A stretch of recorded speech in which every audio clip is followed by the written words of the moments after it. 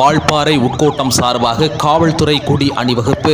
கோயமுத்தூர் மாவட்டம் வால்பாறை உட்கோட்டத்திற்கு உட்பட்ட ஆனமலை காவல் நிலையம் சார்பாக போலீசார் கொடி அணிவகுப்பு நடைபெற்றது. இந்துக்களின் பண்டிகைகளில் ஒன்றான விநாயகர் சதுர்த்தி நாடெங்கிலும் விமர்சையாக கொண்டாடப்பட்டு வருவது வழக்கம். அந்த வகையில் ஆனமலை மற்றும் சுற்றுவட்டார பகுதிகளில் இந்து அமைப்புகள் மற்றும் பொதுமக்கள் சார்பாக வைக்கப்படும் சிலைகள் பிரதிஷ்டை செய்து முக்கிய வீதிகளின் வழியாக ஆனமலை ஆழியாறு ஆற்றில் கரைப்பது வழக்கம்.